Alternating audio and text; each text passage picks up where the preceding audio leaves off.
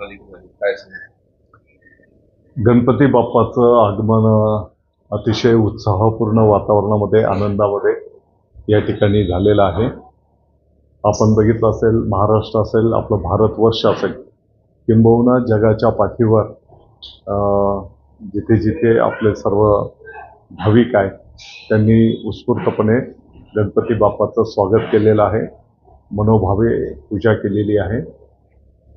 येणाऱ्या काळामध्ये गणपती बाप्पांच्या आशीर्वादाने आपल्या शेतकरी राजाची प्रगती होऊ दे, गोरगरीब कष्टकऱ्यांना चांगलं आयुष्य लाभू दे, त्यांची प्रगती होऊ दे, त्यांच्या जीवनामध्ये आनंददायी सुख येऊ दे, अशा प्रकारची प्रार्थना मी माझे व्यक्तिगत कुटुंबाच्या वतीने आणि मालेगावच्या तमाम नागरिकांच्या वतीने केलेली आहे. याच वर्षी निवडणुका पण होणार आहे, याबाबत तुम्ही बाप्पांना काही साकडे घातले?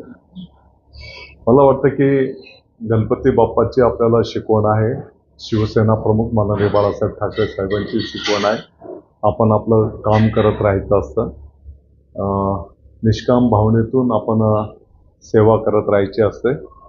परमेश्वर त्याची नोंद घेत असतो, जनता जनार्दन त्याची नोंद घेत असतात.